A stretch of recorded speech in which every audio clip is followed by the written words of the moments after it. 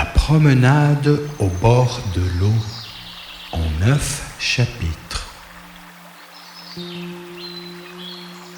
Ce n'est pas une histoire à conquérir. C'est un sentier à laisser entrer, à ressentir. Une femme marche au bord de l'eau, lentement, comme on effleure un souvenir.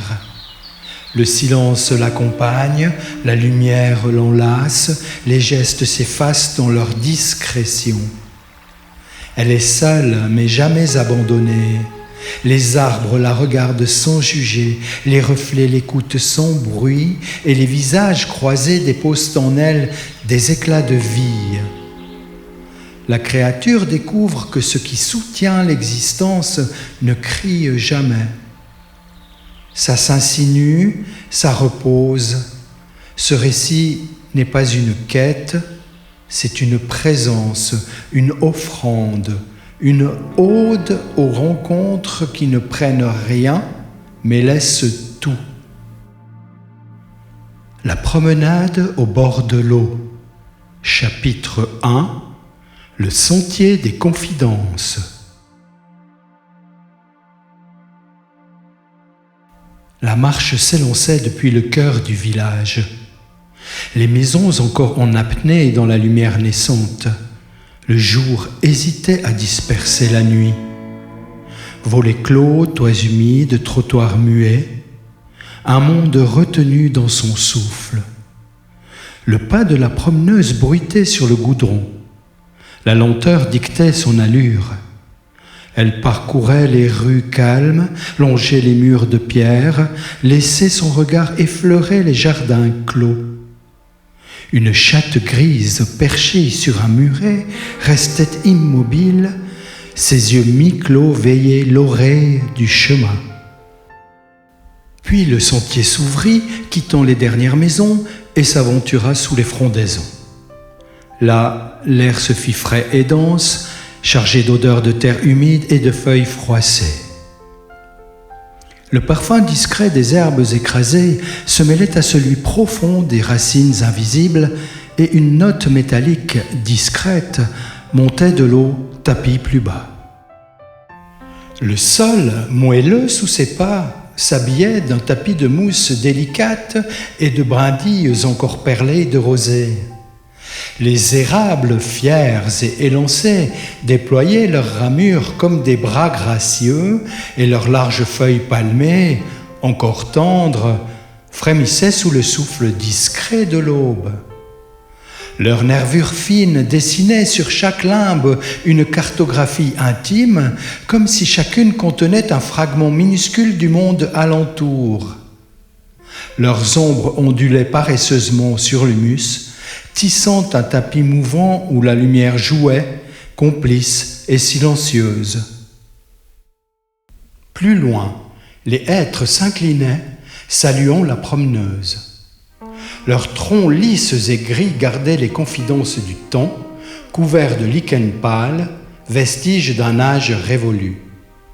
Une brume légère flottait entre les branches, portant une senteur boisée et les effluves discrètes des champignons tapis sous la mousse. À chaque inspiration, elle absorbait cette mémoire silencieuse, tandis que la forêt exhalait ses secrets autour d'elle. Le silence s'allongeait sur la peau rugueuse du monde. Un merle s'élançait, une branche se plaignait, une goutte achevait sa chute. À mesure que le sentier descendait vers les gorges, le murmure de l'eau gagnait en présence. Du sol montait déjà une fraîcheur minérale mêlée à l'odeur claire de pierres mouillées et de mousse vive, annonçant la proximité du courant. Il ne s'agissait pas encore d'un bruit, mais d'une promesse. Celle d'un courant vif, d'une fraîcheur souterraine, d'un monde sculpté par la patience des éléments. Les rochers drapés de mousses épaisses dessinaient des seuils naturels, s'inventant des portes entr'ouvertes sur un royaume oublié. La promeneuse s'offrit une halte et ferma les yeux. Le courant glissait entre les ramures, effleurant son visage comme une pensée fugace. Dans l'air immobile s'attardait une haleine humide, presque indécelable, chargée de la mémoire de l'eau tapie. Cette senteur gravait en elle un repère secret. Rien ne réclamait d'être saisi, seule la présence comptait. Cela suffisait.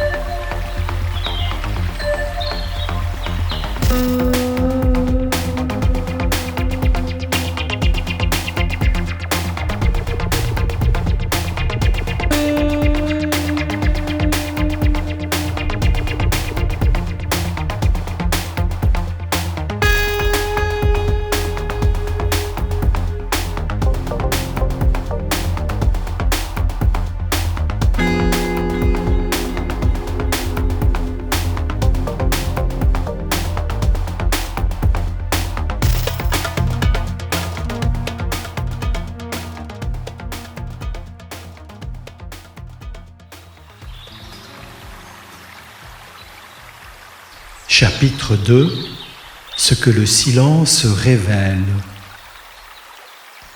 En marchant, elle ressentait la fraîcheur humide ayant caressé les gorges au matin, adoucie par l'odeur verte des jeunes pousses. Elle glissait sans bruit, le regard perdu dans les feuillages frémissants effleurés par un souffle presque secret. L'atmosphère exhalait une fraîcheur verte, chargée de sève et de pousses naissantes. La marcheuse percevait une résonance plus ancienne. Par instants, un écho de mousse et de pierre affleurait, comme une mémoire que le paysage laissait doucement remonter. Ce jour-là, elle se découvrait seule. Non pas qu'elle prenne la fuite, ni qu'un mot eût froissé leur harmonie. Bien au contraire. Dans leur couple, l'authenticité demeurait intacte. Une entente profonde, traversée d'absences pleines, de suspensions habitées et de gestes qui savaient. L'amour qu'elle lui portait demeurait solide, inaltérable. Une pierre sur laquelle les années s'étaient brisées sans jamais l'éroder. Et lui, avec la même constance, le disait à sa manière. Cette harmonie s'était forgée au fil des années, à travers les épreuves, les creux chargés de sens et chaque instant de joie entière. Ils partageaient chaque chose, chaque rien, chaque intensité. Course au marché, randonnée en altitude, veillée à repenser le monde autour d'un verre de jus de pomme non filtré pour lui et d'un verre de vin pour elle. Lui ne buvait pas d'alcool, pas par militantisme, ni par méfiance, c'était simple, un choix personnel, un équilibre préservé. Elle honorait sa décision, il honorait la sienne, jamais un regard en coin, jamais une remarque. Leurs différences, il les avait intégrées dans leur complicité. Deux voix accordées, chacune sa note et l'ensemble formant une seule mélodie.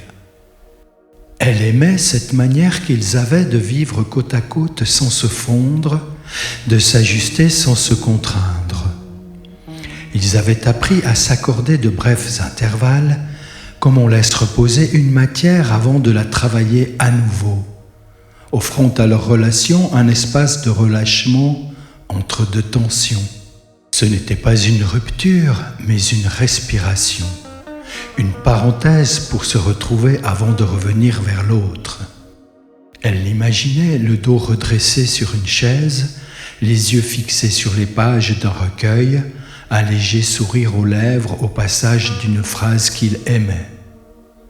Parfois, Elle songeait à son pas mesuré sur un sentier inconnu, au rythme de son souffle en harmonie avec l'écho des pierres sous ses chaussures au design épuré. L'absence, loin de sculpter un manque, filait un lien discret entre leurs deux solitudes. Un soupir léger s'échappa, puis la marche reprit, le cœur apaisé par cette certitude. Il y avait toujours, quelque part, un rendez-vous silencieux qui les attendait. Le souvenir remontait par les sens. L'acidité sucrée du jus d'abricot ou de pomme artisanale dans un verre limpide se mêlait au parfum du bois de chêne de la salle à manger, ciré avec soin. Une connivence silencieuse nichée dans les détails, et cette pensée la réchauffait. Ils n'avaient pas besoin de se surveiller pour se sentir proches. La confiance régnait. C'était leur manière d'aimer. Elle sourit en repensant à une discussion récente où ils s'étaient mis à imaginer un potager en terrasse sur des bacs en bois brut. Lui voulait des tomates, elle des herbes aromatiques, basilic frais, romarin, estragon. Elle se surprit à sentir déjà le parfum poivré du basilic, comme si ses mains venaient de le froisser. Combien de fois avaient-ils laissé éclater leur joie, sans retenue ni raison? Des projets minuscules et tendres formaient le tissu de leur quotidien.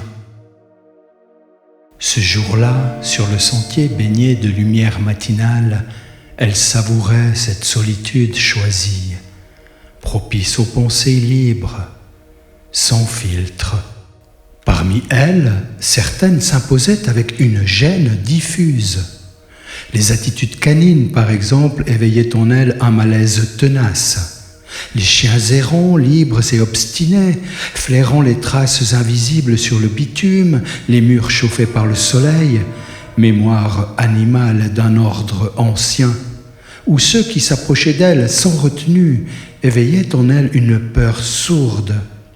Celle d'être mordue, bien sûr, mais plus encore celle d'être ignorée, envahie, vulnérable dans un monde sans égard.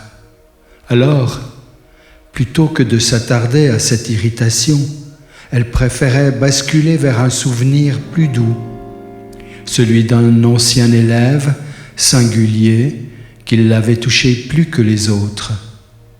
Heureusement, portée par un frisson d'air, lui revenait la senteur humide des gorges alpines, un écho discret du matin. Alors, elle pouvait être entière, sans masque à jouer.